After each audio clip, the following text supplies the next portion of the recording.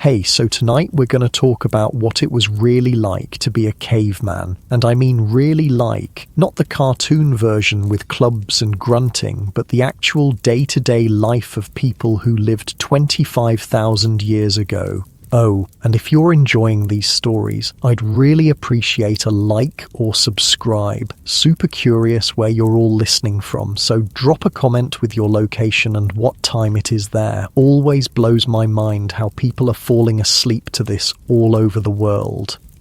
All right, find that cozy spot, take a nice slow breath and just let your body sink into whatever you're lying on. We're heading back to the Paleolithic period and trust me, you're going to be real grateful for that mattress by the time we're done. So congratulations, you just woke up in a cave 25,000 years ago.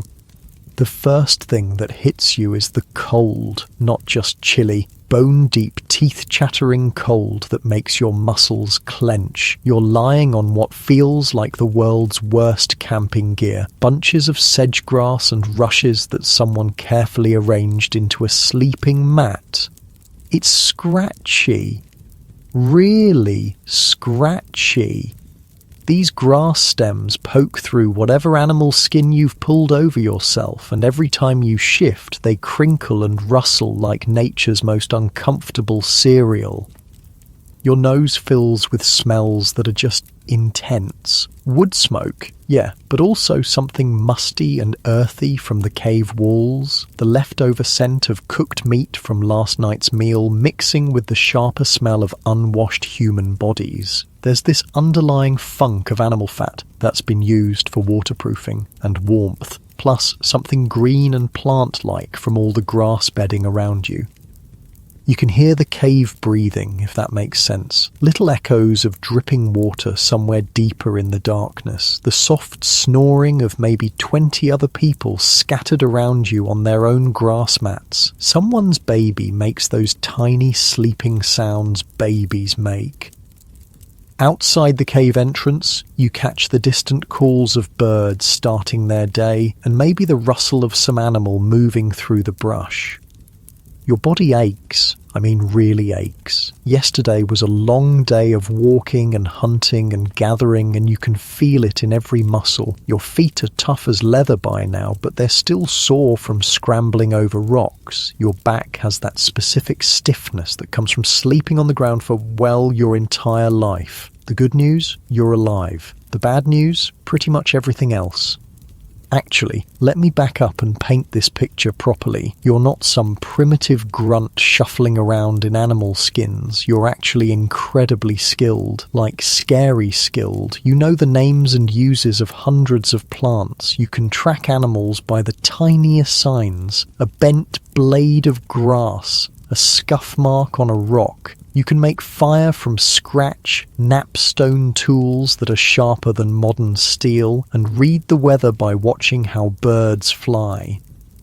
But here's the thing. All that skill, you need every bit of it just to not die. You shift on your grass bed, trying to find a position that doesn't involve something poking into your ribs. That's better. The animal skin over you, probably deer or elk, is actually pretty warm once you get settled. These hides have been carefully prepared, scraped and worked until they're soft and flexible. Well, softish. Everything is relative when you're living in the Stone Age.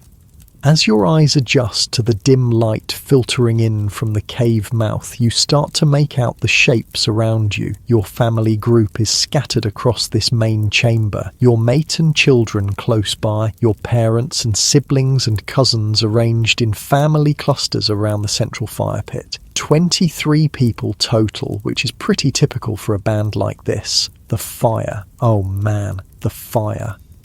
It's the most important thing in your entire world, and right now it's just a pile of glowing embers and ash. Someone, probably whoever had last watch, has kept it alive through the night, feeding it slowly with carefully selected pieces of wood. The embers pulse red and orange in the cave's darkness, throwing shifting shadows on the stone walls.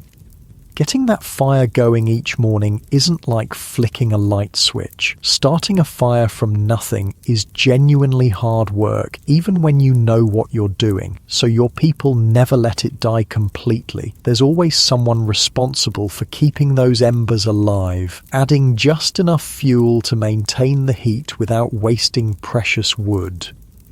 You can smell the specific scent of the wood they've been burning. Oak and ash mostly, with some birch mixed in. Different woods burn differently, and your people know exactly which ones to use for cooking versus heat versus light. Oak burns long and steady. Birch catches easily and gives off that sweet smell. Pine is good for starting fires, but smoky for cooking. Time to get up.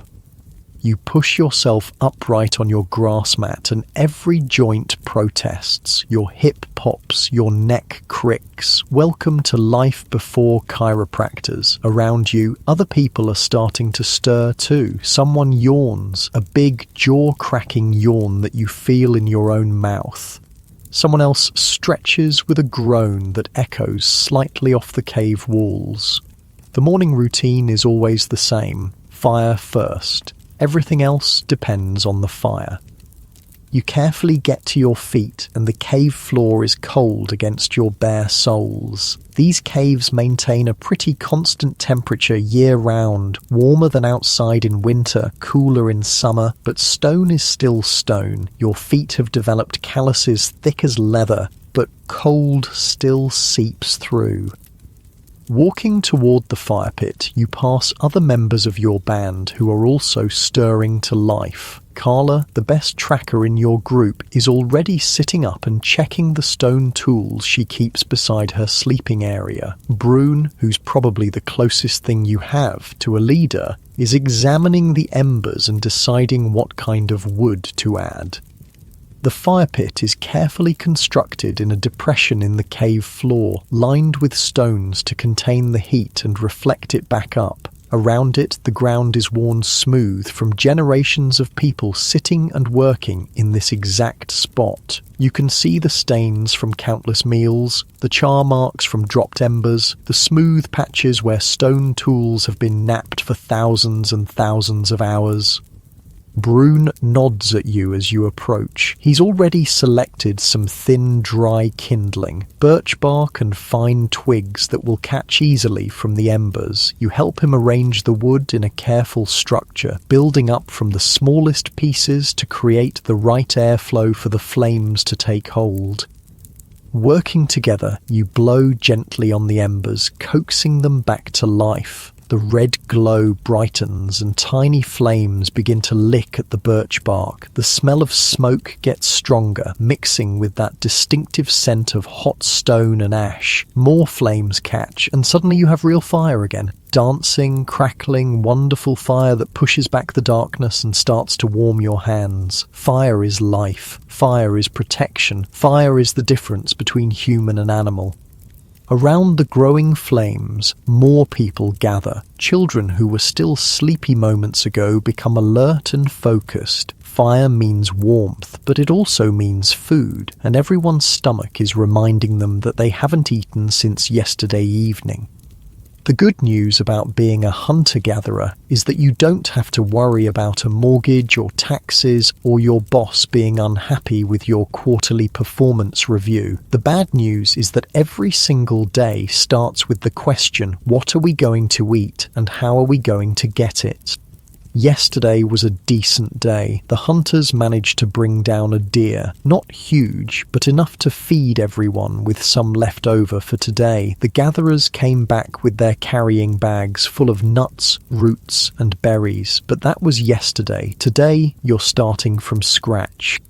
You settle into the familiar rhythm of morning preparation. Someone fetches water from the stream that runs past your cave. Clear, cold water carried in containers made from animal bladders and carved wood. Someone else starts preparing some of yesterday's leftover meat for a quick morning meal.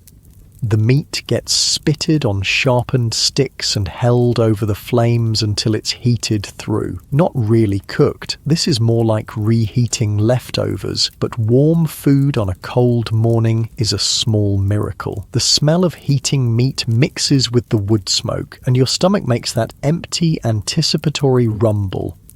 While you're eating your small portion of warmed meat and some nuts from yesterday's gathering, the day's planning begins. This isn't like a modern business meeting with agendas and PowerPoint presentations. It's more like a casual conversation around the fire, but the stakes are life and death.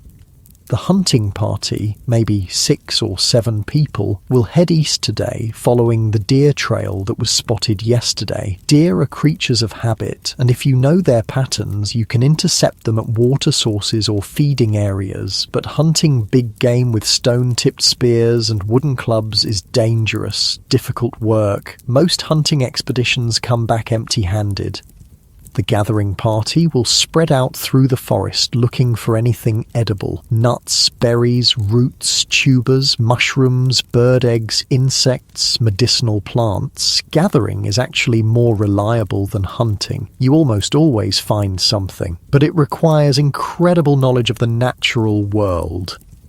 You need to know which berries are safe and which will kill you, which roots are edible and which will make you violently sick, which mushrooms are food and which are poison, when and where to find bird eggs, how to process bitter nuts to make them edible, where the good tool-making stones can be found.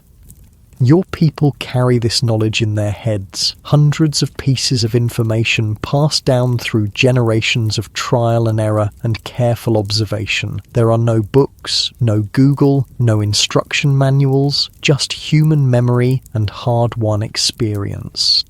As the morning fire burns brighter and the cave starts to warm up, people begin the daily ritual of checking and maintaining their tools. Stone tools dull with use and need constant attention. Wooden spears get damaged and require repair. Clothing made from animal skins needs mending.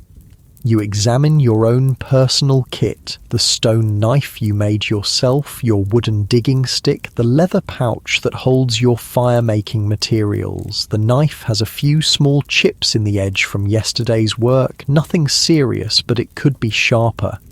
Knapping, shaping stone tools, is both an art and a science. You need to understand how different types of stone fracture, how to strike them at just the right angle with just the right force to remove flakes and create a sharp edge. It's incredibly precise work that requires years of practice.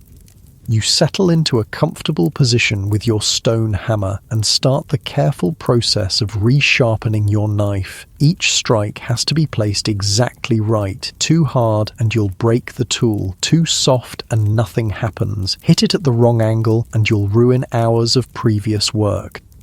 The sound of stone on stone rings through the cave as other people work on their own tools. It's a comfortable, familiar sound, the soundtrack of Paleolithic life. Chip, chip, chip, the rhythmic percussion of survival. Your knife sharpens nicely. The edge is now keener than most modern kitchen knives, sharp enough to slice through hide and meat and plant material with ease. You test it carefully on a piece of leather, and it cuts cleanly. Good. This tool might save your life today. Around you, the cave is coming fully alive. Children who are old enough help with basic tasks, feeding the fire, organizing the sleeping areas, checking water containers. Younger kids stay close to their mothers, but even they're learning by watching. There's no formal education here, just constant observation and gradual participation in adult activities. The really little ones, babies and toddlers, are kept warm and safe near the fire while their mothers prepare for the day's work. One baby is fussing, and her mother nurses her while simultaneously checking over her gathering tools. Multitasking was invented about 2.5 million years ago. You shift position, getting more comfortable as the cave slowly warms. Nice and easy, the familiar sounds and smells and textures of this morning routine are oddly soothing, despite the harsh realities. This is your world, this is your family, this is home. As the sun climbs higher outside the cave, sending more light through the entrance, the pace of preparation picks up. People start moving toward the mouth of the cave, ready to begin another day of searching for food and materials and everything else you need to survive. But before anyone goes anywhere, there's one more crucial morning task: assessing the weather and the world outside. Brune, along with two other experienced hunters, walks to the cave entrance to study the day. They're looking at the sky, feeling the wind, listening to the sounds of birds and animals. Weather prediction without meteorologists or Doppler radar requires reading dozens of subtle environmental cues. Cloud formations tell stories about coming storms. Wind direction indicates where rain might be heading. The behavior of birds and animals gives clues about atmospheric pressure changes, the color of the dawn sky, the feel of the air, the smell carried on the breeze. All of it matters when your life depends on being outside in whatever nature decides to throw at you. Today looks promising. The sky is clear, the wind is calm, and you can hear the normal chatter of birds in the forest. No signs of incoming bad weather, good hunting and gathering conditions. Time to go face the world. You gather your tools and equipment: stone knife, wooden digging stick, leather carrying pouch, a piece of fire-starting material wrapped in bark. Everything you own fits in your hands or hangs from a simple belt made of twisted plant fibers. The gathering party assembles near the cave entrance. 8 people today, including yourself, all equipped with the tools needed for finding and collecting food. You're wearing your usual outfit, leather leggings and a tunic made from carefully prepared deer hide. Soft leather boots, stuffed with grass for insulation, and a heavier skin cloak that can be wrapped around you if the weather turns cold. Your clothes fit well and move with your body. These aren't random animal skins thrown over your shoulders. They're carefully tailored garments sewn with sinew thread using bone needles. The leather has been treated with animal fat to make it water resistant, and the seams are reinforced in places that take the most stress. Everything about your outfit is functional. No pockets. You don't need them when you only own a few tools. No zippers or buttons. Everything fastens with leather ties or simple toggles made from bone or antler. No synthetic materials, obviously, but also no cotton or wool. Just leather and fur and plant fibers, all processed by hand using techniques passed down through countless generations. Standing at the cave entrance, looking out at the forest that stretches endlessly in all directions, you feel the familiar mix of anticipation and anxiety that starts every day. Out there is everything you need to survive: food, materials, resources. But out there is also everything that can kill you. Large predators, venomous snakes, poisonous plants, fast-moving rivers, cliff edges, sudden storms, rival groups of humans who might not be friendly, getting lost, getting injured far from help, 1,000 ways to die, and only your knowledge and skills and the cooperation of your band to protect you. You take a deep breath of the morning air. It smells like forest, green and alive and complex, damp earth and decomposing leaves and growing plants and the musk of animals that passed this way recently. Clean air, pure air, air that hasn't been touched by pollution or industry or any of the substances that modern humans breathe every day. The sun feels good on your face as you step out of the cave. Real sunlight, not filtered through windows or reflected off buildings. Direct solar radiation that will warm your skin and provide the light you need to work by. No electricity, no artificial lighting, just the sun and moon and stars and fire. Your feet find the familiar path that leads down from your cave toward the forest floor. This path has been worn smooth by generations of your people making this same journey every day for hundreds of years. Your ancestors walked this exact route, and if you're lucky and skilled, your descendants will too. You shift your carrying pouch to a more comfortable position and adjust your grip on your digging stick. The morning is young and there's a full day of work ahead. Time to go find what the forest has to offer today. Behind you, the hunters are making their final preparations, checking spear points, discussing strategy, sharing the precious few arrows tipped with the sharpest stone points your group can make. Ahead of you, the gathering party moves through the forest with practiced silence, eyes and ears alert for anything useful. This is it. This is your life. This is what it really means to be human. Your muscles relax as you settle into the familiar rhythm of walking through your territory, and with each step, the adventure of another day in the Paleolithic world begins to unfold around you. The forest closes around you like a living thing. Every step takes you deeper into a world that's both beautiful and terrifying, where every shadow could hide food or danger, and sometimes both at the same time.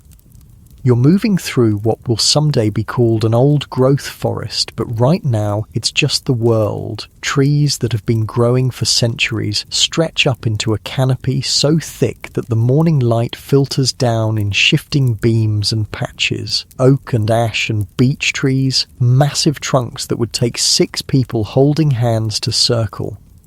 The understory is dense with smaller trees and shrubs, and the forest floor is carpeted with layers of decomposing leaves that squelch softly under your feet. The sounds are incredible. Birds everywhere, not just the few species you'd hear in a modern park, but dozens of different calls echoing through the trees, the rustle of small animals moving through the undergrowth, the distant crack of a branch falling somewhere in the depths of the forest. Wind moving through leaves in waves that you can actually hear approaching and passing overhead.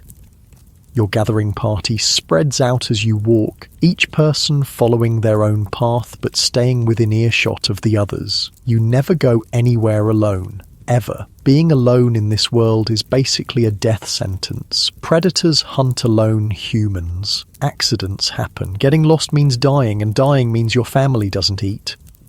Kessa, who's probably the best plant identifier in your group, calls out softly from about 20 feet to your left. She's found something. You angle toward her voice, pushing through a thicket of hazelnut bushes that catch at your leather clothing and scratch at your exposed skin. She's kneeling beside a cluster of plants with broad heart-shaped leaves and small white flowers. "Wild garlic," she says, and the satisfaction in her voice is obvious. This is a good find, not just food, but medicine too. Wild garlic can help with infections, and it adds flavour to otherwise bland meals.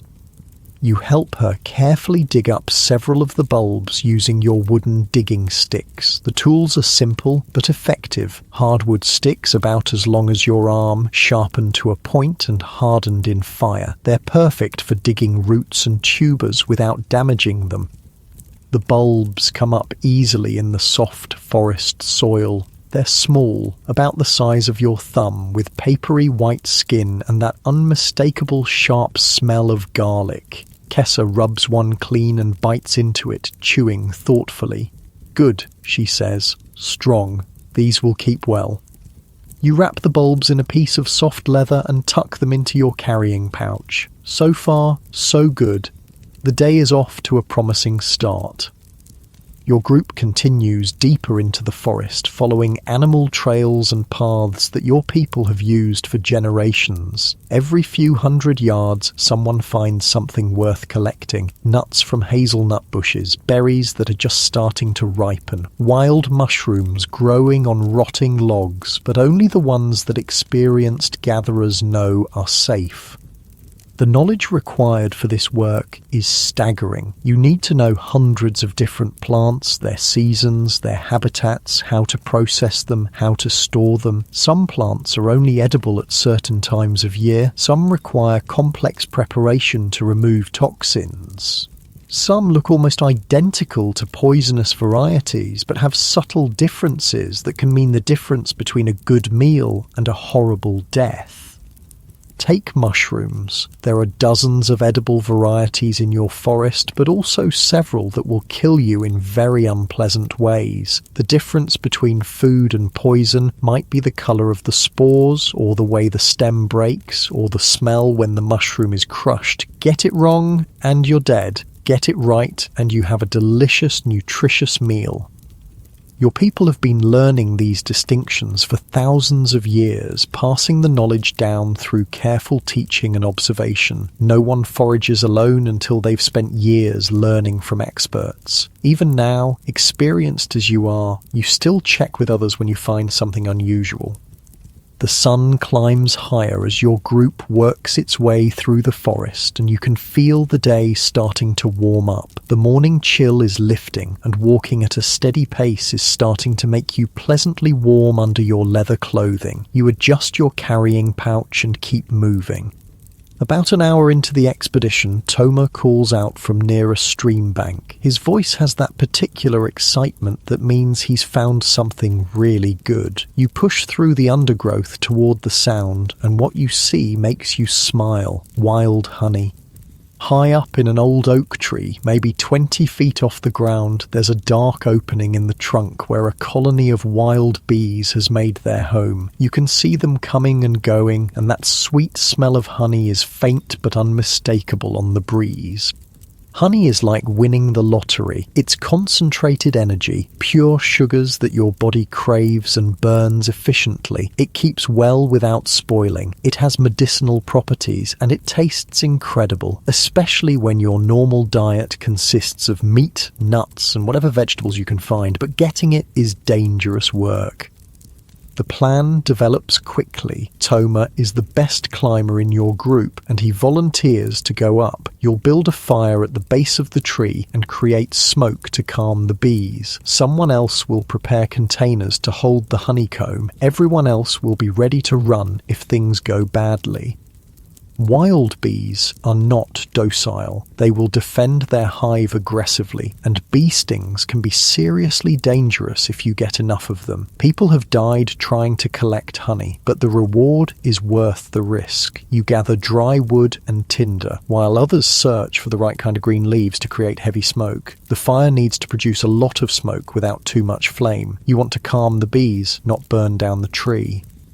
The fire catches quickly, and soon you have thick white smoke rolling up toward the bee tree. The sound of buzzing gets quieter as the smoke reaches the hive entrance. Bees evolved with forest fires, and smoke triggers their instinct to gorge on honey and prepare to abandon the hive. When they're focused on eating, they're less likely to attack. Toma strips off most of his clothing, fewer places for angry bees to get caught, and starts climbing. He's incredibly skilled, moving up the rough bark with the confidence of someone who's been climbing trees since he could walk. His feet and hands find holds that you can barely see from the ground. Watching him climb, you're reminded of just how physically capable your people are. No gyms, no structured exercise programs, but everyone is lean and strong and flexible from a lifetime of this kind of activity. Toma moves like a modern rock climber, but he learned these skills as a child because his life depends on them. The smoke continues to roll up the tree, and the buzzing stays relatively quiet. Good sign. Toma reaches the level of the hive and carefully begins working his hand into the opening. He's feeling for honeycomb that can be removed without destroying the entire colony. Your people know not to take everything. Leave enough honey and bees and they'll rebuild for next time. A few bees spiral around him, but they seem more confused than aggressive. The smoke is doing its job. Toma's arm disappears into the tree trunk up to his elbow, and his face shows concentration as he feels around inside the hive. Then his expression changes to satisfaction. He's found good comb. Slowly, carefully, he extracts his arm from the tree. In his hand is a chunk of honeycomb about the size of your fist, golden and dripping with thick amber honey. Even from the ground, you can smell the sweetness. He tosses the comb down to waiting hands, then reaches back into the hive for more. 3 trips, 3 chunks of comb, and then he judges it's time to stop.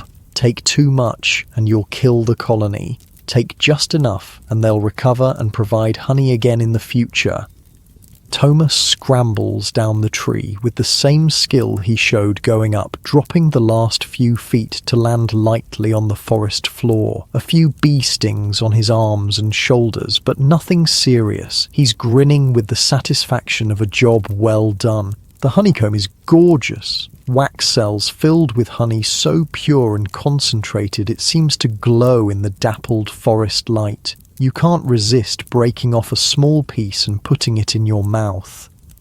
The sweetness explodes across your tongue like nothing in the modern world. This isn't processed sugar or corn syrup. This is pure honey made by bees from the nectar of wildflowers. It's complex and floral and intensely sweet, and your body responds immediately with that rush of energy that comes from natural sugars hitting your bloodstream. You close your eyes for a moment, savouring the taste. Honey like this was the sweetest thing available to humans for tens of thousands of years. No chocolate, no candy, no desserts, just this, and it's perfect. The honeycomb gets carefully wrapped and packed away in leather containers. This is a treasure that will be shared with the entire band back at the cave. Children will get small pieces as treats. Adults will use it to make other foods more palatable. Some will be saved for winter when every calorie counts. Your gathering party continues through the forest, energized by the successful honey collection. The sun is getting higher now, and the forest is fully alive with activity. Birds calling from every direction, small animals rustling through the undergrowth. The constant, subtle movement of a healthy ecosystem. You find yourself settling into the meditation of long-distance walking through familiar territory. Your feet know this ground. Your eyes automatically scan for useful plants, signs of game, anything out of place that might indicate danger. Your breathing falls into a steady rhythm that matches your pace.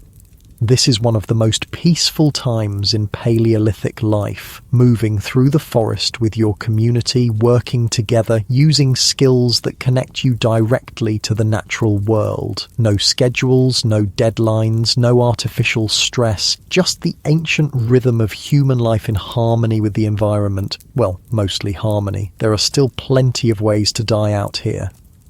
Around midday, your group stops beside a small stream to rest and eat. The water is clear and cold, running over smooth stones worn by countless years of current. You cup it in your hands and drink deeply, tasting the mineral purity of water that has never been processed or treated or run through pipes. Lunch is a selection of what you've gathered so far. Nuts, berries, some leftover meat from yesterday, and tiny tastes of that precious honey. You sit on a fallen log beside the stream, listening to the water and eating slowly, methodically. The food is challenging by modern standards. The meat is tough and requires serious chewing. The nuts are small and sometimes bitter. The berries are tart and seedy. Nothing is salted or seasoned or prepared in ways that enhance flavor. But your body knows this food, recognizes it, processes it efficiently.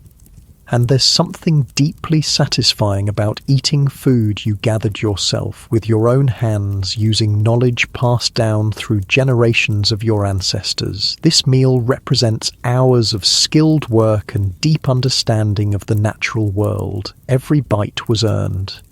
As you eat, you notice how your body feels: strong, lean, efficient. Your muscles are dense and functional from constant physical activity. Your senses are sharp from relying on them for survival. Your mind is calm but alert, constantly processing information about your environment. This is what human bodies were designed for: not sitting in chairs for 8 hours a day, not eating processed foods, not living under artificial light. This, moving through natural landscapes, eating food you collected yourself, working with your community to solve the daily challenges of survival. After the meal, your group splits up to cover more territory. You partner with Denny, an older woman who knows more about medicinal plants than anyone else in your band. She's teaching you to identify herbs that can treat pain, infection, digestive problems, and other common ailments. The two of you work your way along the stream bank where many useful plants grow in the rich, moist soil. Denny shows you how to recognize willow bark, which can be chewed to relieve pain and fever. She points out wild mint growing in shady spots, good for stomach troubles. You find cattail roots growing in the marshy areas near the stream, starchy tubers that can be roasted or ground into flour. The knowledge Denny shares with you represents thousands of years of human experimentation with natural medicine. Your people have no doctors, no hospitals, no pharmacies. What they have is detailed understanding of which plants can heal and which can harm. Some of this knowledge is startlingly sophisticated. Your people know how to use willow bark for pain relief, the same active ingredient that's in modern aspirin. They know which mushrooms have antibiotic properties. They understand how to use certain plants to induce labor during difficult births or to prevent pregnancy when resources are scarce. But they also know the limitations of plant medicine. Serious injuries often mean death. Infections that modern antibiotics could cure easily become fatal. Childbirth is dangerous. Life expectancy is much shorter than in the modern world.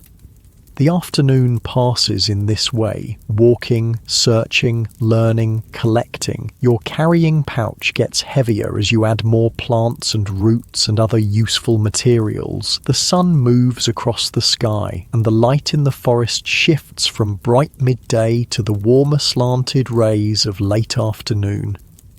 You're getting tired, not exhausted, but pleasantly fatigued from a day of steady physical activity. Your legs feel the miles you've walked, your back feels the weight of your collecting pouch, your hands are stained with plant juices and dirt from digging in the forest soil. But you're also deeply satisfied. This has been a good day. Your group has collected enough food and materials to make the expedition worthwhile. The honey alone makes this a successful trip, but you've also gathered enough plants and nuts to contribute meaningfully to tonight's meal. As the sun starts to sink lower in the sky, Denny calls the group together for the return journey. Time to head back to the cave. You don't want to be caught in the forest after dark. Night belongs to the predators. The walk back follows a different route than your morning path. Your people never travel the same way twice if they can help it. Predictable routes make you vulnerable to ambush, and they also mean you miss opportunities to find new resources or observe changes in your territory. This path takes you through a section of forest dominated by massive beech trees, their smooth grey bark rising like pillars into the canopy above. The ground here is covered with fallen beech nuts, and your group spends some time collecting the rich, oily nuts that will provide valuable calories. Beech nuts require preparation. They need to be shelled and the bitter husks removed, but they're worth the effort. High in fat and protein, they store well and provide concentrated nutrition during the leaner months of winter. As you work bent over and picking nuts from the forest floor, you become aware of how quiet it's gotten. The normal sounds of birds and small animals have faded. The forest feels expectant, waiting. Denny notices too. She straightens up slowly, her eyes scanning the trees around your group. Her hand moves casually to the stone knife at her belt, the universal signal for something's not right. Everyone freezes. You listen, really listen, beyond the normal forest sounds, beyond the whisper of wind in the leaves. There's something else. A rustling that doesn't match the rhythm of small animals. Something bigger, something moving with purpose through the undergrowth. Could be a deer, could be an elk, could be a bear, could be people who aren't your people. Denny makes a subtle hand gesture that means gather closer, stay quiet, be ready to run. Your group slowly, carefully consolidates into a tighter formation. No sudden movements, no noise, just controlled readiness. The rustling gets closer. Through the trees you catch glimpses of movement, brown shapes moving between the tree trunks, coming your way. Then you see antlers. Elk, a small herd of them moving through the forest on their own afternoon journey. Huge animals, each one weighing more than 3 or 4 humans combined. Beautiful, magnificent, and potentially dangerous if they feel threatened. Your group stays perfectly still as the elk pass. 5 adults and 2 calves moving with that peculiar combination of grace and power that large wild animals possess. They're magnificent, thick coats gleaming in the afternoon light, massive antlers that could easily kill a human, muscles rippling under their skin as they walk. One of the adults stops about 30 feet from your group and looks directly at you, eye contact with a wild elk. For a long moment, you and this ancient creature regard each other across the space between species, 2 different kinds of animals sharing the same forest, the same world. Then the elk decides you're not a threat and continues on its way. The herd disappears into the forest as quietly as they appeared, leaving only the faint scent of musk and the memory of that brief, intense connection. Your group relaxes. Denny grins and makes the hand sign for good luck. Seeing elk is always a positive omen. They're associated with strength and endurance, and encountering them safely is considered a blessing from the forest spirits. You finish collecting beech nuts and continue the journey home. The sun is definitely getting lower now, and the light in the forest is taking on that golden quality of late afternoon. Time to pick up the pace. The path climbs gradually as you approach your home territory. The cave is situated on higher ground for good reason. Better visibility, easier to defend, and less likely to flood during heavy rains. Your legs feel the incline as you climb, but it's a familiar burn. You've made this walk thousands of times. As you crest the final hill before home, you can smell wood smoke on the breeze. The hunters must be back already, and someone has built up the fire. Good. Fire means warmth and cooking and the comfortable gathering space where your band comes together at the end of each day. You can also smell cooking meat, really smell it, rich, savoury scents that make your mouth water and your stomach rumble with anticipation. The hunters were successful today. There will be fresh meat tonight, along with everything your gathering party has collected. The cave entrance comes into view, and you can see people moving around the fire pit, children playing in the safe area near the cave mouth, adults working on various tasks, some preparing food, others working on tools or clothing, the comfortable bustle of a successful community. You're almost home. Your body feels the relief of completing another day's work safely. Your carrying pouch is heavy with useful plants and nuts. Your knowledge has grown through another day of learning from Denny. The forest provided well today. As you approach the cave, children run out to greet the returning gathering party. They want to see what you've found, hoping for treats like berries or nuts they can eat right away. Their excitement is infectious, reminding you of the simple pleasure of sharing resources with your community. You ruffle the hair of Mira, a 7-year-old girl who's particularly interested in plants. She follows you everywhere during gathering expeditions, asking endless questions about which plants are useful and why. Today, she wants to know about every single thing in your collecting pouch. The transition from forest to cave feels abrupt but welcoming. Outside is vast and wild and full of possibilities and dangers. Inside is controlled space, human space, the place where your band comes together for safety and warmth and shared meals.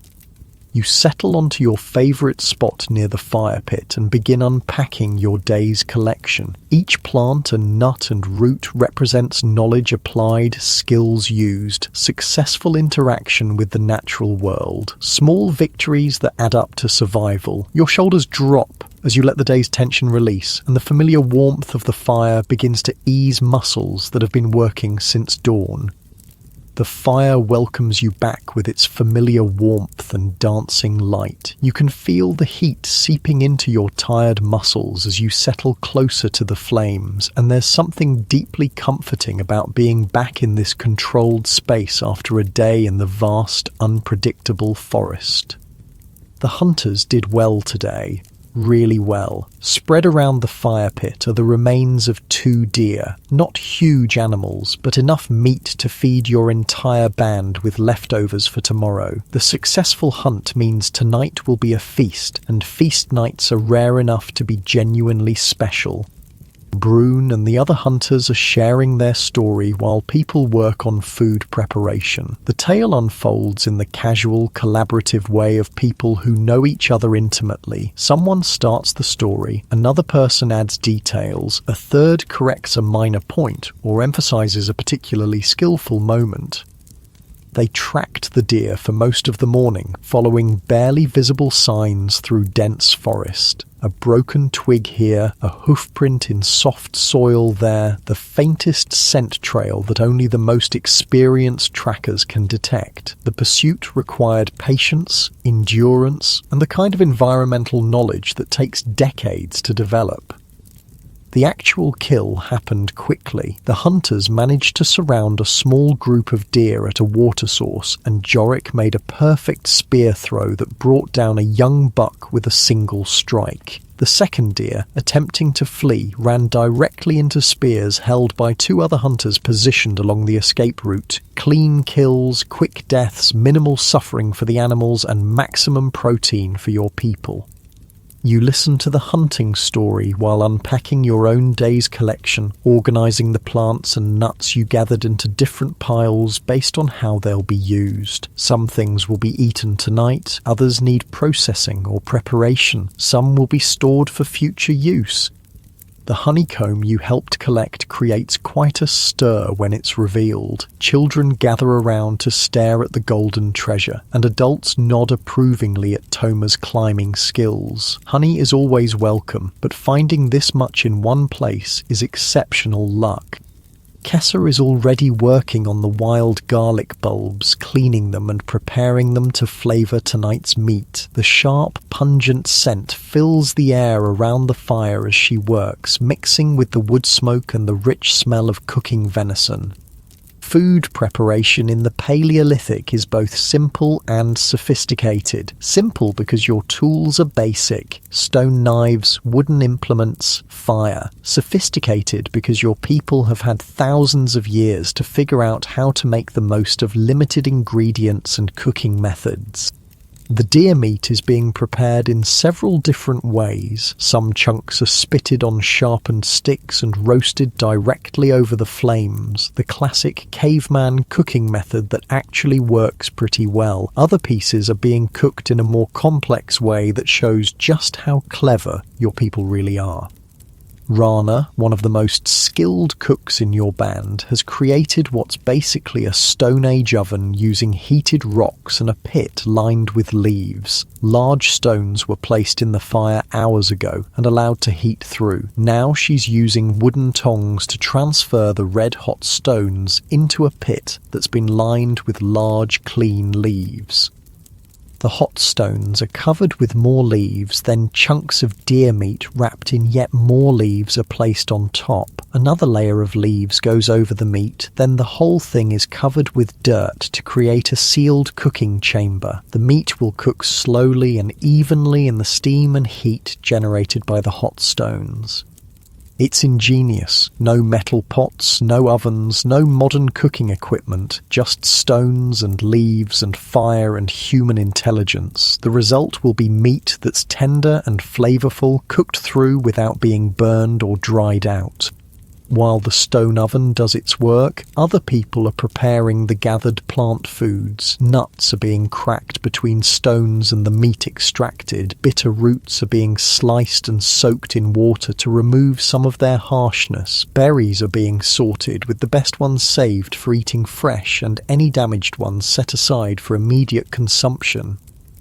You help with nut processing, settling into the rhythmic work of cracking shells and picking out the nut meats. It's meditative, repetitive work that lets your mind wander while your hands stay busy. The sound of stones cracking nuts mingles with the crackling of the fire and the quiet conversations happening around the cave. Your body feels good, tired but in a satisfying way, the kind of fatigue that comes from a full day of useful physical work rather than the drained exhaustion of modern stress. Your muscles are pleasantly weary and the warmth of the fire is helping them relax and recover from the day's exertions. As the sun sinks lower outside the cave, the light changes from the golden glow of late afternoon to the deeper, warmer hues of evening. Inside the cave, the firelight becomes more prominent, casting dancing shadows on the stone walls and creating that intimate atmosphere that comes with the end of the day. And children who spent the afternoon playing and helping with simple tasks are starting to show signs of tiredness. The youngest ones are staying closer to their mothers, and there's less running around and more sitting quietly by the fire. The transition from day to evening happens naturally, without clocks or schedules, just the rhythms of light and darkness and human energy. The first cooking meat is ready. Jorik uses his stone knife to slice thin pieces from a leg that's been roasting over the fire, testing for doneness. The meat is perfectly cooked, hot all the way through, but still juicy, with that slightly smoky flavour that comes from cooking over a wood fire. He offers the first taste to the eldest member of your band, old Senna, as is proper. She chews thoughtfully, nods approval, and gestures for the meal to begin. This isn't quite the free-for-all that modern people might imagine. There are customs, hierarchies, ways of doing things that maintain social harmony and ensure everyone gets fed. The meal unfolds slowly, deliberately. People eat in a relaxed way that allows for conversation and storytelling. Children get choice pieces of meat along with some of that precious honey. Adults share everything equally, with special consideration for pregnant or nursing mothers who need extra nutrition.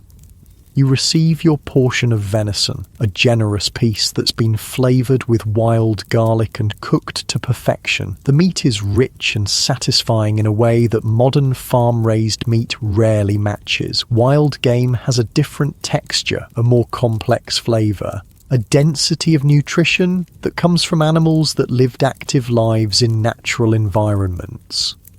The fat is particularly valuable. Modern people often avoid fat, but in the Paleolithic world, fat is concentrated energy that your body craves and needs. The layer of fat under the deer's skin, the marrow in the bones, the rich fat around the organs, all of it is prized and consumed eagerly.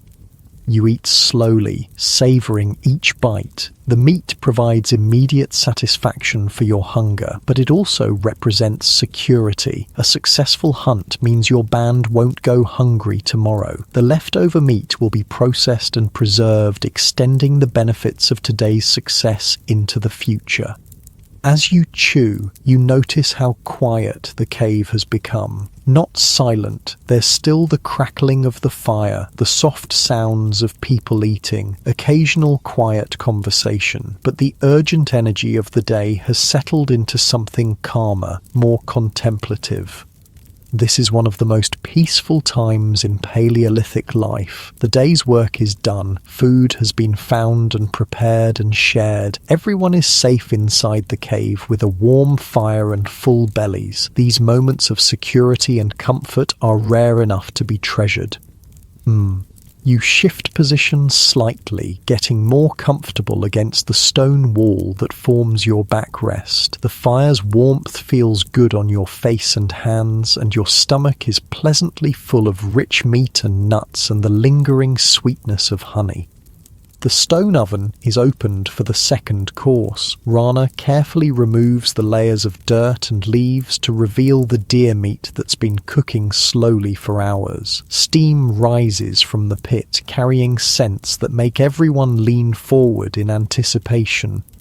The meat that emerges is incredibly tender, falling apart at the touch of a wooden implement. It's been cooked gently and evenly, infused with the flavours of the leaves that wrapped it and the smokiness from the heated stones. This is sophisticated cooking using Stone Age technology. Everyone gets a portion of the pit-cooked meat, and the difference in texture and flavour from the roasted meat is remarkable. Your people understand that variety in food preparation isn't just about taste. Different cooking methods preserve different nutrients and make various components of the food more digestible. While people eat the second course, the leftover raw meat is being prepared for preservation. Some will be cut into thin strips and hung near the fire to dry into jerky. Other pieces will be rendered for their fat, which can be used for waterproofing, medicine, and preserving other foods. Nothing is wasted. The bones will be cracked tomorrow to extract the nutritious marrow. The hide is already being prepared for processing into leather. Sinew will be saved for sewing thread. Antler and bone will become tools. Even the hooves have uses. A successful hunt provides resources far beyond just meat. As the meal progresses, the atmosphere in the cave becomes increasingly relaxed and social. This is when stories get told, when knowledge gets passed down, when the social bonds that hold your band together are reinforced and strengthened. Old Senna, the eldest woman in your group, begins telling a story that everyone has heard before but no one minds hearing again. It's about the great winter when she was young, when the snow was so deep that hunting became impossible for weeks and the band survived by eating cached supplies and gathered materials that had been stored in hidden locations. The story serves multiple purposes. It's entertainment, obviously, but it's also education. Senna is teaching the younger members of the band about resource management, about preparing for hard times, about the importance of planning ahead. The story contains practical survival information disguised as entertainment. You lean back against the cave wall and let the familiar rhythm of Senna's voice wash over you. These oral traditions are how your people preserve and transmit knowledge across generations. No writing, no books, no external storage systems, just human memory and the ancient art of storytelling. The fire burns lower as the evening progresses, but someone occasionally adds wood to keep it going. The light becomes softer, more intimate, creating a cocoon of warmth and safety in the vast darkness outside the cave. Children are getting sleepy. The youngest ones have already been put to bed on their grass mats, covered with soft furs and positioned close enough to the fire for warmth but far enough away to be safe. Their mothers hum quiet songs while nursing or simply holding them close. The older children are allowed to stay up longer, but they're showing signs of tiredness. They sit quietly by the fire, listening to adult conversations, occasionally nodding off against a parent's shoulder before being gently roused and encouraged to stay awake a little longer. You feel your own energy settling into evening mode. The urgency and alertness required for daytime survival in the wilderness is giving way to something calmer, more contemplative. Your breathing slows naturally as your body recognizes the transition from active day to restful evening.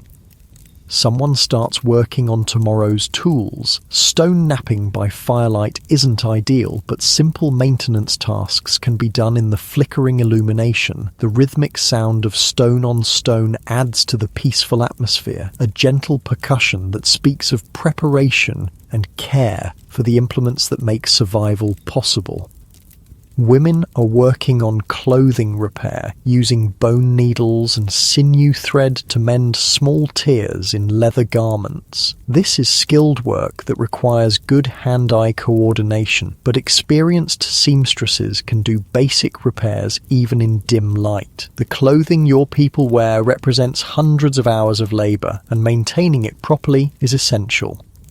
The social dynamics of evening time are different from the focused urgency of daytime activities. People sit closer together, conversations are quieter, more intimate, physical contact increases, children leaning against parents, adults sitting shoulder to shoulder, casual touching that reinforces social bonds.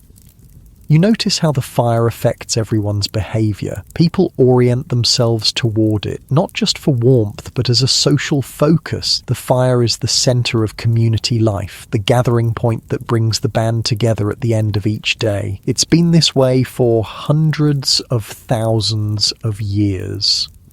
As the evening deepens, some people begin preparing for sleep. The sleeping areas are arranged around the fire pit in a rough circle, with families grouped together and the most vulnerable members, young children and elderly people, positioned closest to the warmth and light. Your own sleeping area is ready from this morning's brief tidying. The grass mat has been shaken out and rearranged. Your sleeping furs have been aired and positioned for maximum warmth. Everything is prepared for another night's rest on the stone floor of the cave. But sleep is still some time away. Evening activities continue at a relaxed pace as people finish their tasks and gradually wind down from the day. Some individuals work on personal projects, carving wooden tools, preparing plant materials for future use, organizing their few personal possessions. The cave itself seems to exhale as the day ends. The stone walls, which absorbed heat from the fire during the day, slowly release that warmth back into the air. The temperature remains comfortable despite the cooling air outside. Caves are naturally insulated, maintaining relatively stable temperatures year-round. You stretch your legs and adjust your position by the fire. Your muscles feel loose and relaxed from the day's exercise, and the warm, food-full feeling in your stomach adds to the general sense of well-being. This is what contentment feels like in the Paleolithic world. Basic needs met, community gathered safely together, another day survived successfully. The sound of evening wind outside the cave entrance creates a subtle backdrop to the indoor activities. It's a reminder that the world beyond your small circle of firelight continues its ancient rhythms, but here in this protected space, your people have created a pocket of human warmth and safety. Children's voices are getting quieter as they settle into the calmer energy of nighttime. The youngest ones are already asleep on their mats, their small bodies relaxed and peaceful under soft furs. The sight of sleeping children always brings a sense of satisfaction to the adults. Another generation successfully protected through another day. Someone banks the fire for the night, arranging the wood so it will burn slowly and steadily without requiring constant attention. The flames die down to a more manageable level, but the coals remain hot and ready to be built back up if needed. Fire management is a critical skill that ensures warmth and protection throughout the night. The transition towards sleep happens gradually, naturally. People finish their evening tasks and begin moving toward their sleeping areas. Conversations become quieter, more intermittent. The energy level in the cave slowly decreases as everyone prepares for rest. You feel the day's tension continuing to ebb away as you settle more comfortably against your resting spot. Your breathing deepens naturally, and a comfortable yawn escapes as your body begins its transition toward the night ahead. As the fire settles into its nighttime rhythm, your band begins the evening activities that separate humans from every other animal on Earth. This is when the real magic happens, when survival becomes culture, when basic existence becomes something deeper and more meaningful. Jorik pulls out a piece of antler he's been working on for several days, along with a sharp stone baron designed for carving. By firelight, he continues the careful process of creating what will eventually become a spear thrower, a tool that will dramatically increase the range and power of thrown spears. The carving work is incredibly precise. Each cut must be placed exactly right to maintain the tool's balance and functionality. Too much material removed in the wrong place, and weeks of work are ruined. Too little, and the tool won't work properly. Jorik works with the focused concentration of someone who understands that his life depends on the quality of his tools. You watch him work, admiring the skill involved. The spear thrower he's creating represents thousands of years of technological development. Early humans figured out that a lever-like device could multiply the force of a thrown spear, allowing hunters to bring down larger prey from greater distances. This innovation literally changed the course of human evolution. The tool looks simple, just a carved piece of antler with a hook at one end to hold the spear and a handle at the other, but the physics involved are sophisticated. The length, balance point, and flex characteristics all have to be precisely calculated for the tool to work effectively. Jorik learned these calculations not through mathematical formulas, but through years of trial and error passed down from master craftsmen. Nearby, Kessa is working on a different kind of technology, plant processing. She's grinding wild grass seeds between two stones, transforming them into a coarse flour that can be mixed with water to make a simple bread or porridge. The work is labor-intensive and time-consuming, but it unlocks nutrition from plants that would otherwise be indigestible. The grinding stones she uses are carefully selected for the job. The bottom stone is large and flat with a slightly rough surface. The top stone is smaller and shaped to fit comfortably in her hands while providing maximum grinding pressure. Both stones were shaped through hours of careful knapping, and they represent a significant investment of time and skill. The rhythmic sound of stone grinding grain is one of the oldest industrial noises in human history. This same basic technology, crushing seeds between stones to make flour, would eventually evolve into watermills, windmills, and modern grain processing. But here in the cave, it's just Kessa's strong arms and patient work turning wild grass into food. The flour that results from her efforts is coarse and dark, nothing like the refined white flour of the modern world, but it's nutritious and filling, providing carbohydrates that complement the protein from hunting and the vitamins from gathered plants. When mixed with water and cooked on hot stones near the fire, it becomes a simple flatbread that helps extend the value of other foods. You shift your position, getting more comfortable as you watch the various evening activities happening around the fire. Each person is engaged in work that contributes to the band's survival and well-being. There's no leisure time in the modern sense, but there's also no distinction between work and life. Everything flows together into the integrated whole of Paleolithic existence. Old Senna has finished her earlier story and now begins a different kind of teaching, practical instruction about medicinal plants. She's working with several of the younger women, including some who have recently become mothers for the first time. The knowledge she shares could literally save lives. She shows them how to prepare willow bark tea for pain relief and fever reduction. The bark must be harvested at the right time of year from trees of the right age and prepared in specific ways to maximize its effectiveness. Too little preparation and it won't work. Too much and it becomes bitter and hard to swallow.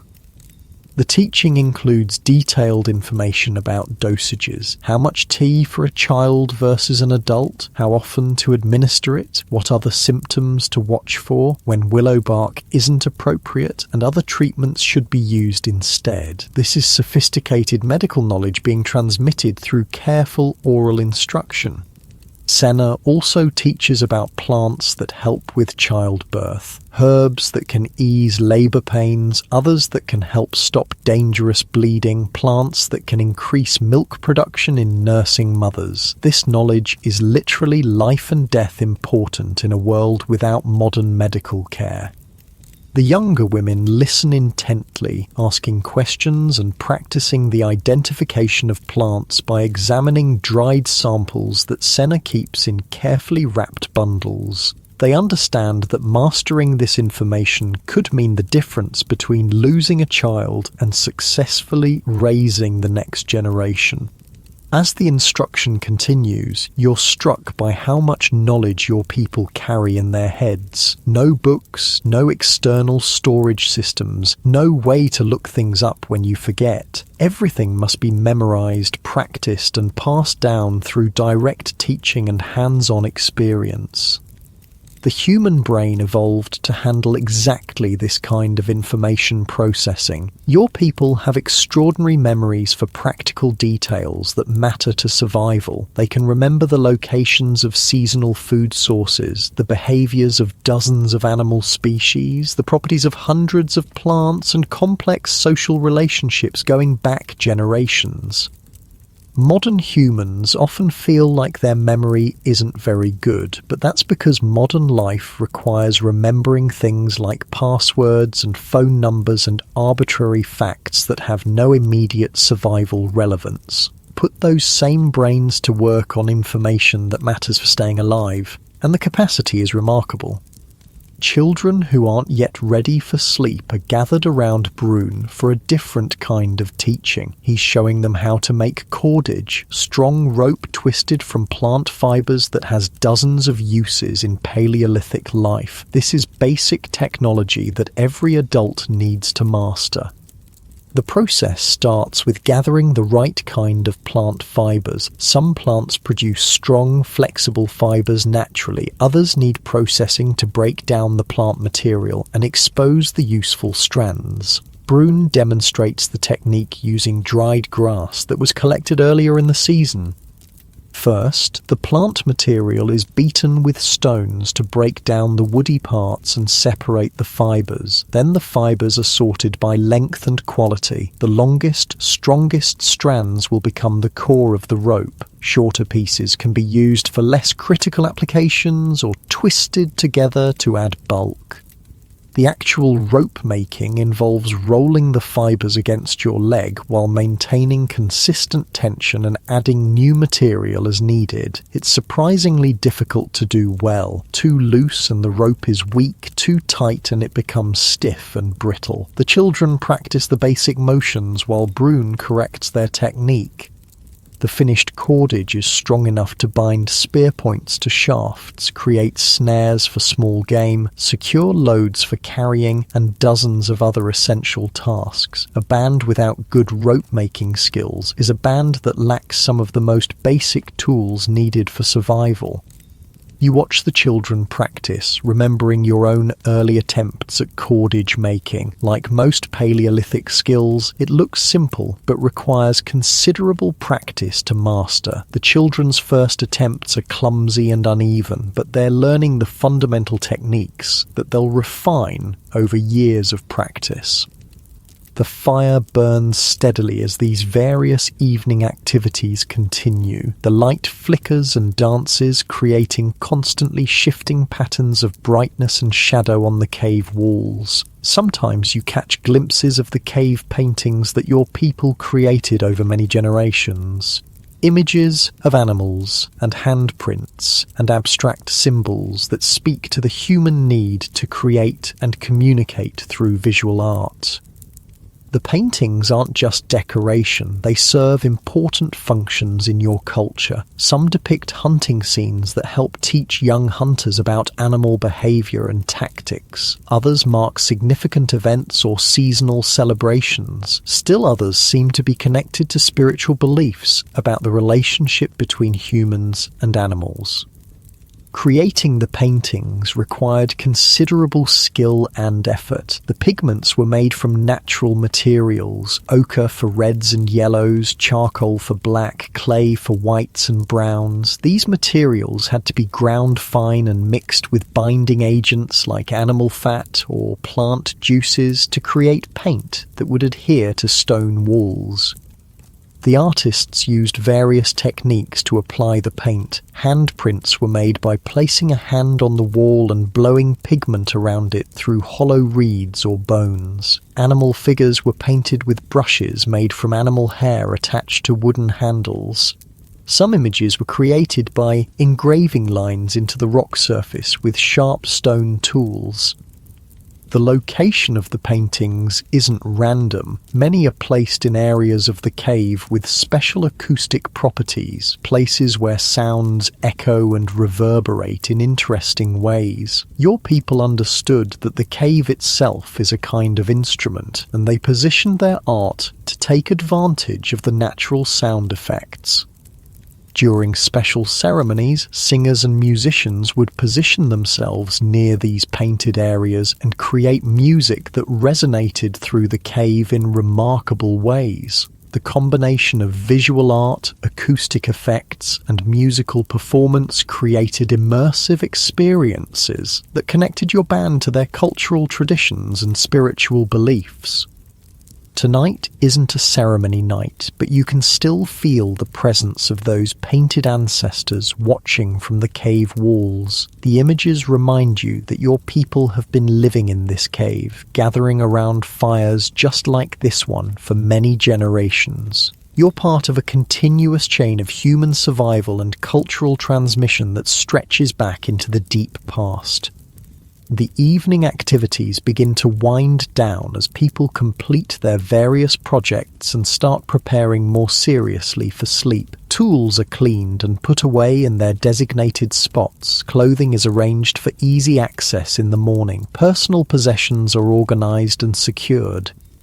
The social dynamics of the cave change as the transition towards sleep begins. Conversations become quieter and more intimate. Physical proximity increases as people move closer together for warmth and comfort. Children who have been playing independently move back to their parents for the security of family closeness. You help with the process of banking the fire for the night. This is critical work that requires considerable skill. The fire must be arranged so it will burn slowly and steadily throughout the night without going out, but also without flaring up dangerously while people sleep nearby.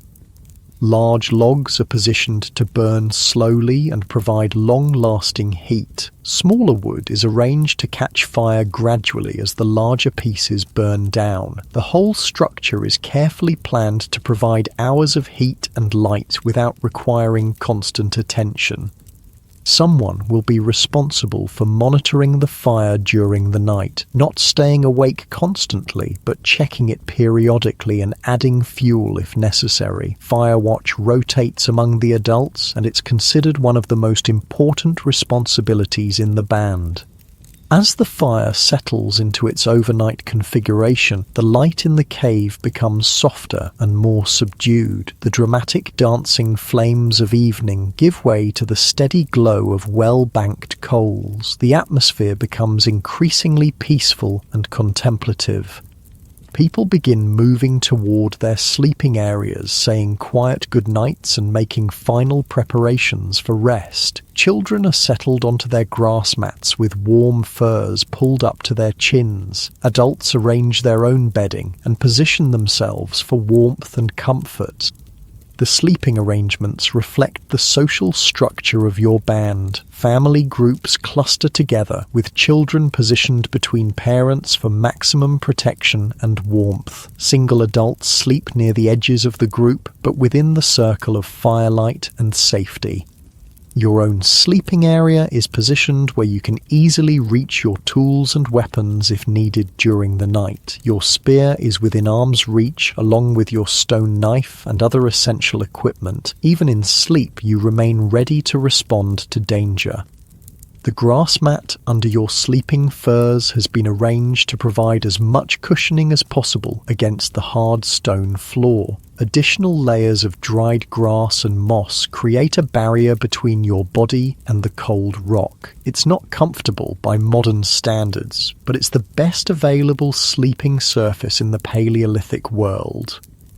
You settle onto your mat and pull your sleeping furs around you. The animal skins are warm and soft from years of use, and they carry the comforting sense of your family and your life. These furs represent successful hunts, skilled hide preparation, and the accumulated warmth of many nights' sleep.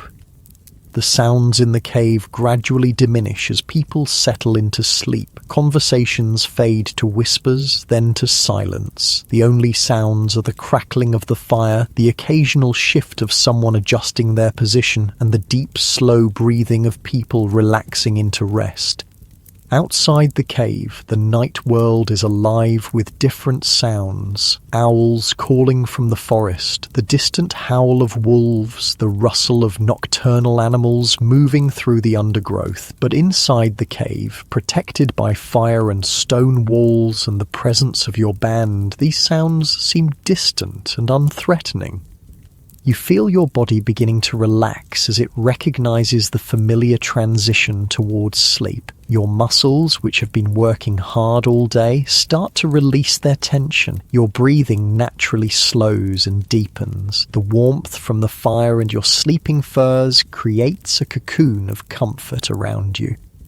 This is the end of another successful day in the Paleolithic world. Food was found and shared, tools were maintained and improved, knowledge was passed down to the next generation. Everyone survived safely to see another night. These simple accomplishments represent the fundamental victories of human existence.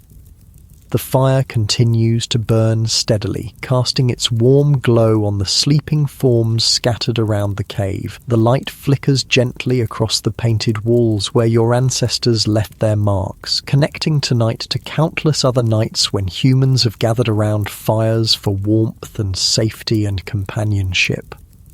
Your breathing settles into a deeper rhythm as you feel yourself getting more comfortable on the grass mat, your body naturally finding that perfect position for rest. The day's adventures fade into pleasant memories as the peaceful warmth of the cave embraces you, and the gentle sounds of your sleeping community create the perfect backdrop for whatever dreams may come in this ancient, timeless place where humans have always found safety and peace. The night deepens around your cave, and the world outside settles into the ancient rhythms that have governed this planet for millions of years. Inside, your band sleeps peacefully around the dying embers of the fire, each person wrapped in the security of community and the hard-won comfort of another day survived.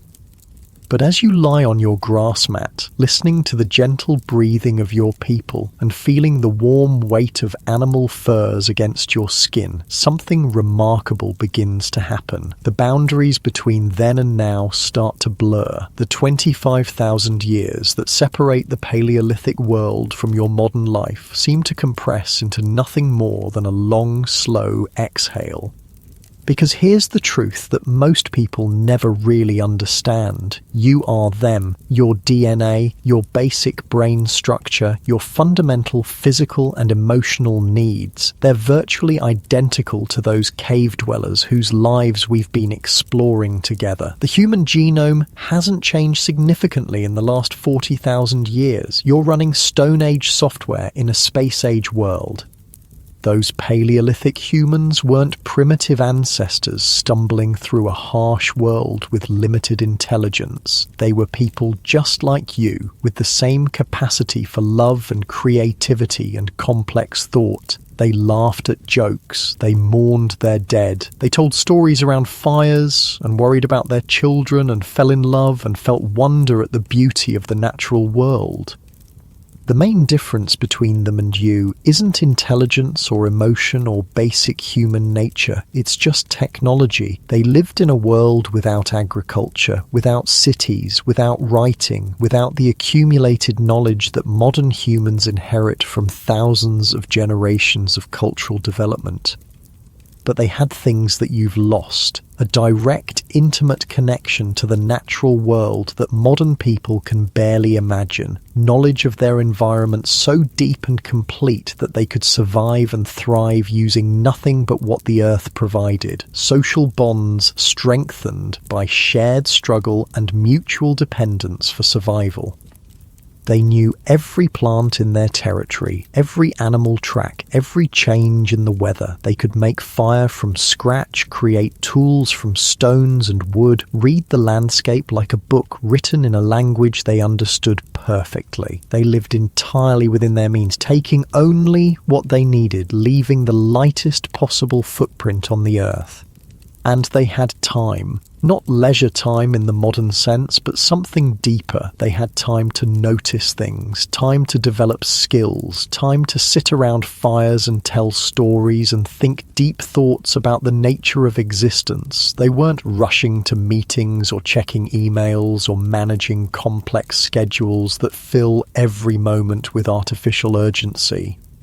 Your breathing slows as you consider these connections between past and present. The fire in the cave burns lower, and the light becomes softer, more dreamlike. The sounds of the sleeping band fade into a gentle background rhythm that matches the slow beating of your heart. Those ancient humans faced real problems that modern technology has largely solved. They dealt with hunger, cold, disease, injury, and death in ways that would seem impossible to us now. Childbirth was dangerous. Simple infections could be fatal. Winter was a constant threat. Life expectancy was much shorter. But they also didn't face the psychological stresses that plague modern humans. No anxiety about careers or finances or social media or global politics. No depression from feeling disconnected from nature and community. No chronic diseases from processed foods and sedentary lifestyles. Their problems were immediate and physical, but they were also solvable through direct action and community cooperation. The irony is that your Paleolithic ancestors might have been, in many ways, happier than modern humans. Their basic needs, food, shelter, safety, social connection, were either met or clearly unmet. There was no ambiguity, no existential confusion about purpose and meaning. Survival was the purpose, community was the meaning. They didn't suffer from the peculiar modern ailment of having all their physical needs met while feeling spiritually empty. They didn't have enough food to eat regularly, but they never wondered why they were alive or what the point of existence might be. The point was to live another day, to help your people survive, to pass knowledge down to the next generation.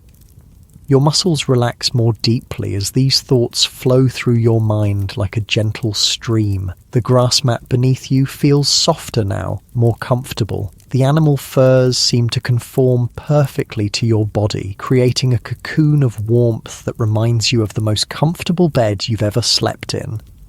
Modern humans often fantasize about simpler times, but Paleolithic life wasn't simple. It was direct. Every action had clear consequences. Every skill had obvious utility. Every day brought challenges that could be met with knowledge, strength, cooperation, and ingenuity. There was no complexity for its own sake, no bureaucracy, no abstract problems that couldn't be solved through direct engagement with the physical world. The social structures were complex but comprehensible. Everyone knew their role and responsibilities. Children learned by watching and gradually participating in adult activities. Elders were valued for their knowledge and experience. Individuals who couldn't contribute fully were still cared for by the community. Social problems were resolved through face-to-face discussion rather than legal systems or institutional procedures. And they had something that modern humans desperately crave: genuine connection to something larger than themselves. Not abstract spiritual beliefs, but daily practical integration with the natural world. They were part of the ecosystem, not separate from it. Their survival depended on understanding and respecting the rhythms of nature. The fire in the cave burns even lower now, just glowing embers that pulse like a slow, steady heartbeat. The light is dim and warm, casting everything in soft, comfortable shadows. The painted animals on the cave walls seem almost alive in the flickering glow, their eyes watching over the sleeping humans with ancient wisdom. You can feel your eyelids beginning to grow heavy as you sink deeper into these contemplations. Your body recognizes the approach of sleep, and all your muscles start to release the last of their tension. The transition from waking consciousness to rest happens as naturally as breathing. Those Paleolithic humans experienced this same transition every night. No electric lights to disrupt their circadian rhythms, no screens to overstimulate their brains before sleep, no caffeine or processed foods to interfere with natural sleep patterns. When darkness fell, they slept. When dawn came, they woke. Simple, natural, healthy.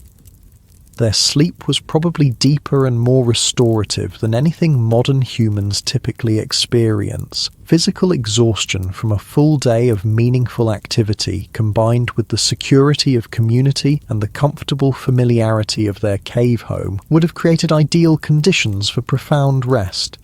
And their dreams. Imagine dreaming with a brain that hadn't been cluttered with artificial stimulation and abstract worries. Dreams filled with the real experiences of the day, tracking animals through forests, gathering plants, working with stone and wood, sitting around fires with people you loved. Dreams rooted in direct experience of the physical world rather than the virtual experiences that fill modern consciousness.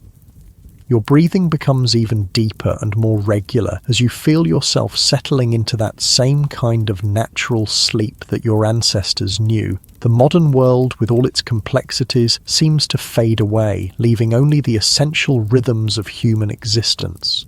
The warmth of the fire, the security of community, the comfort of a safe place to rest.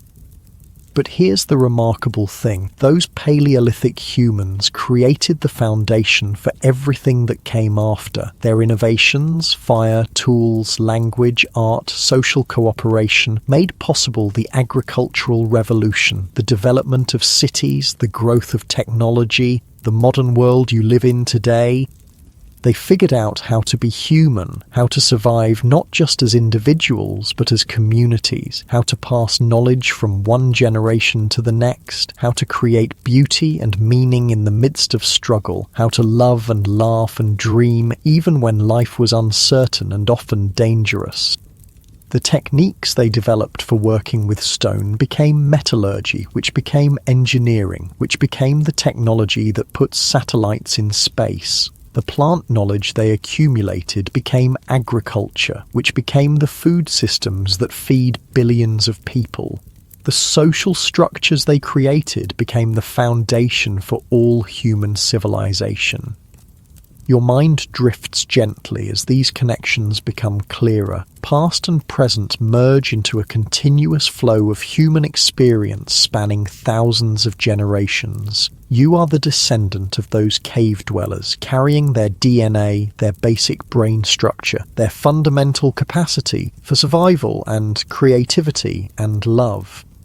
The fire in the cave dims to its lowest point, just barely glowing coals that provide the faintest light. The darkness is complete and comforting, like being wrapped in the softest blanket imaginable. Your eyelids feel heavier and heavier, and keeping them open requires more effort than it's worth.